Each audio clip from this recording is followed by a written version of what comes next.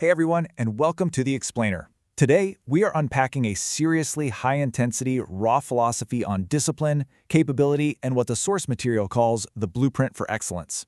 We're diving deep into a curated collection of powerful motivational speeches, and let me tell you, they all point toward a single, uncompromising mindset. It's an approach to life that literally leaves zero room for excuses.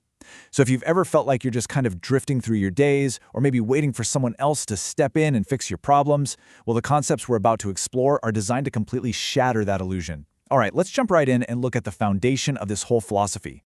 So ask yourself, are you aiming for average? It's a direct challenge, right? And it really is the central provocation of all this source material.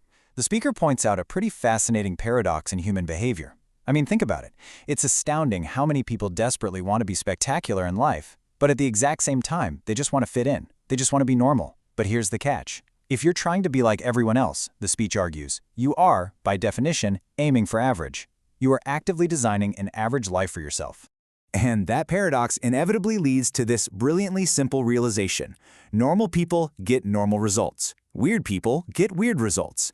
The source makes a compelling argument that you literally cannot do what everyone else does and expect to get anything other than what everyone else has. By following the crowd, by doing exactly what the masses do, you're practically guaranteeing average results. If you want to achieve something spectacular, you've got to embrace being the person who wakes up early, who grinds when others are sleeping. You essentially have to embrace being weird by society standards, and that sets up the need for a radical shift in how you think.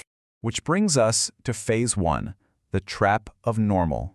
Before you can even think about achieving any level of excellence, the speaker insists you first have to identify that comfortable average path you're on right now and then completely abandon it.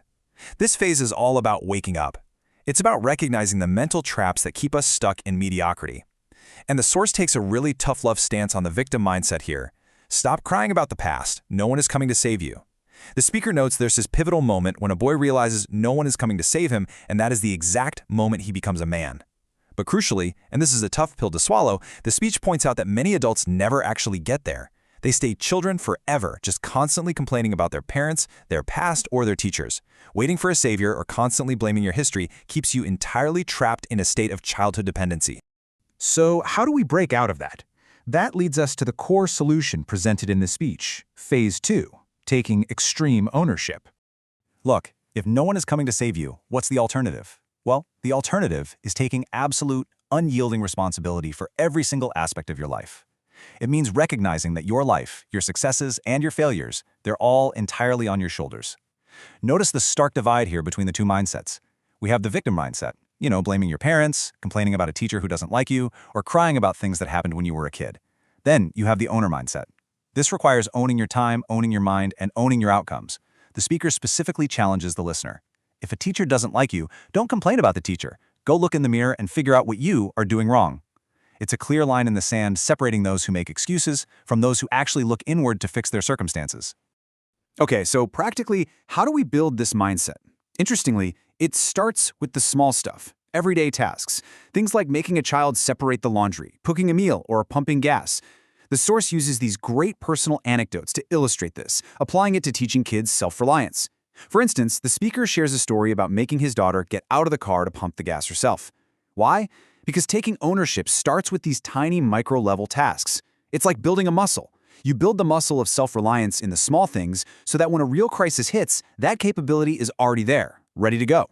And once you start taking extreme ownership, it naturally leads right into phase three, embracing hardship and discipline.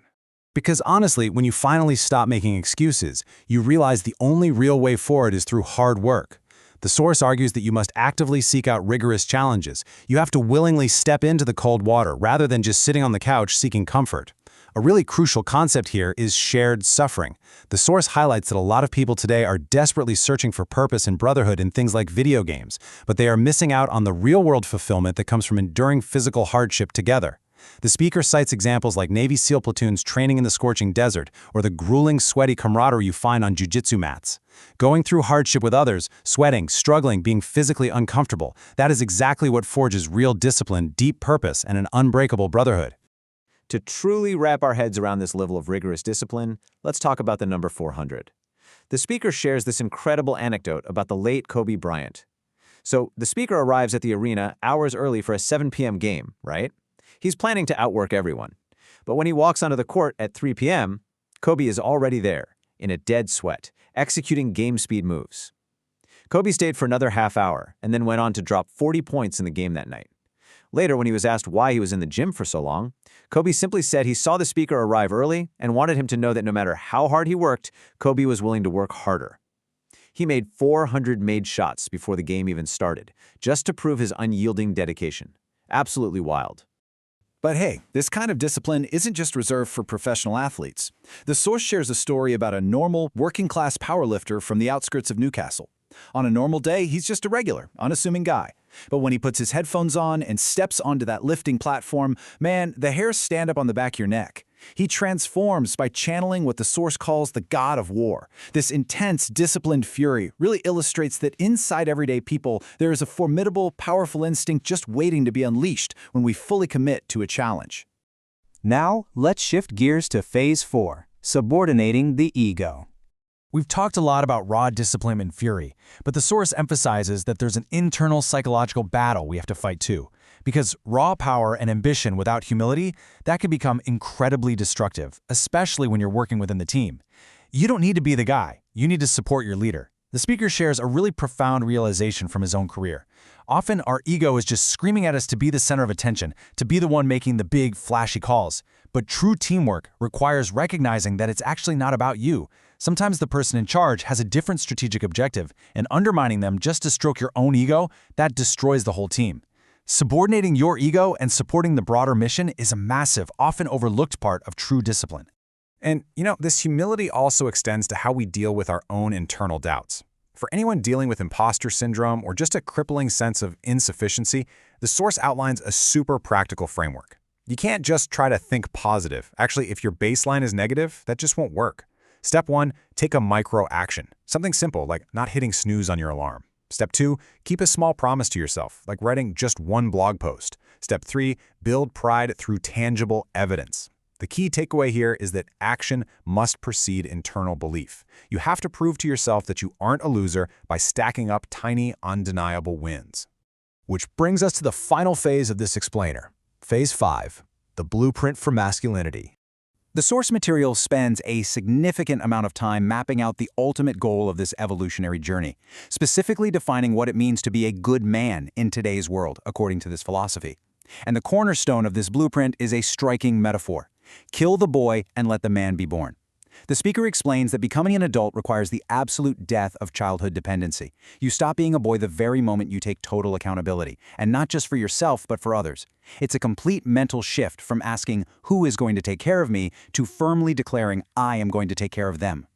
Take a look at the specific list of attributes the source assigns to a good man: to protect, provide, serve, comfort, reprimand, and discipline. The speaker argues that these actions, when combined, literally make the world a little bit better simply because this person passed through it. Notice how it beautifully balances strength, things like protecting and disciplining, with deep care, like serving and comforting. It paints a really comprehensive picture of what it means to take full responsibility for the well-being of the people around you. Furthermore, the source makes a very crucial distinction between mere intellect and applied, practical experience. They say, knowledge is knowing a tomato is a fruit, but wisdom is knowing not to put it in a fruit salad. I love that. The speech calls for men to arm themselves with words, to be articulate, to read great works, and to be highly educated. But beyond just hoarding facts, it demands wisdom, having the spiritual maturity and the emotional control to actually apply that knowledge smoothly, even when life gets incredibly bumpy.